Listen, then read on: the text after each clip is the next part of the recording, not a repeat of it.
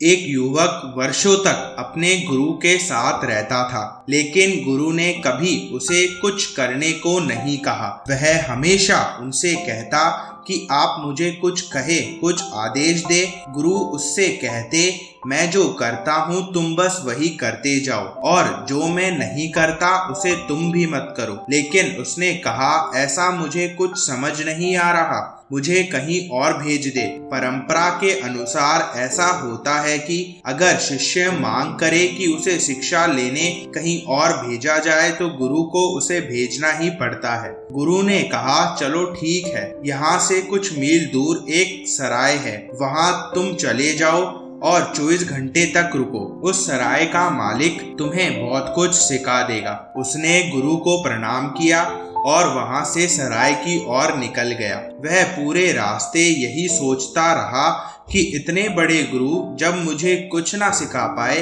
तो वह सराय का मालिक मुझे क्या सिखा पाएगा। आखिर वो है तो धर्मशाला का मालिक ही। जब वो सराय पर पहुंचा तो सराय के मालिक को देख उसका दिमाग खराब हो गया और सोचने लगा कि भला ये मुझे क्या सिखा देगा।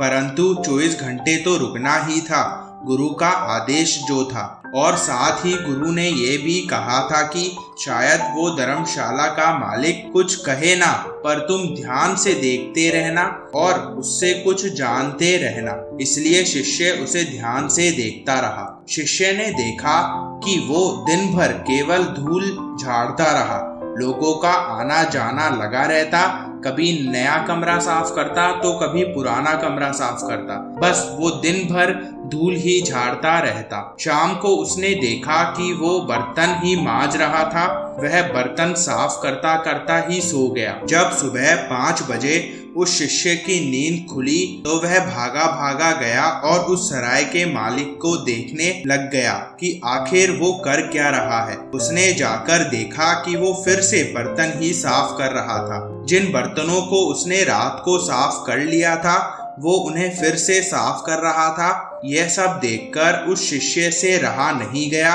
और वह सराय के मालिक के पास जाकर और हाथ जोड़कर बोला, हे महाराज, सब तो ठीक है और मैं आपसे ज्यादा ज्ञान की उम्मीद भी नहीं रखता, लेकिन आप मुझे इतना तो बता दें कि ये साफ किए हुए बर्तन आप फिर से क्यों मांज रहे हैं। रात भर बर्तन पड़े रहे तो धूल जम जाती है, सिर्फ उपयोग करने पर ही गंदगी नहीं लगती, समय के बीतने से धूल जम जाती है। यह बात उस शिष्य के समझ में नहीं आई। वह गुस्से में अपने आश्रम वापस लौट आया और गुरु को चिल्लाते हुए कहा, आपने मुझे कहाँ भेज दिया, और वह इंसान तो बहुत बड़ा पागल है, सिर्फ बर्तन ही घिसता रहता है।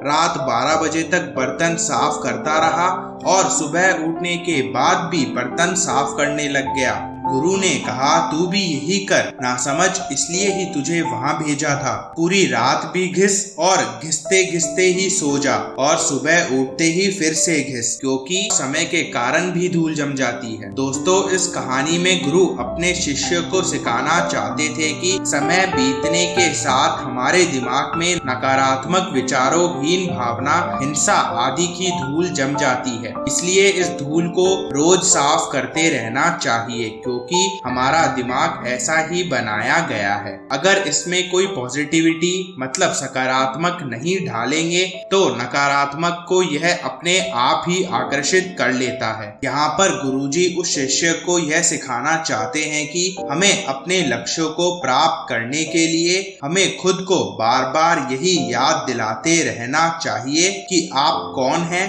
आपका लक्ष्य क्या है और आप क्या पाना चाहते हैं और किस तरह से आपको मेहनत करनी चाहिए, क्योंकि समय के साथ साथ नकारात्मक विचारों की धूल हमारे लक्ष्य को धुंधला करती चली जाती है। इसलिए अगर तुम्हें जीवन में कुछ हासिल करना है तो एक सफल व्यक्ति की तरह, एक विजेता की तरह हमेशा खुद को याद दिलाते रहे कि आप कौन हैं, आपकी मंजिल क्या है। इसलिए गुरु ने शिष्य से कहा, तू भी अपने मन को साफ कर, दिन भी साफ कर, रात में भी साफ कर और सिर्फ साफ करते रहे। उठने के बाद भी साफ कर, अगर तुझे असल में ज्ञान और शांति की प्राप्ति करनी है तो।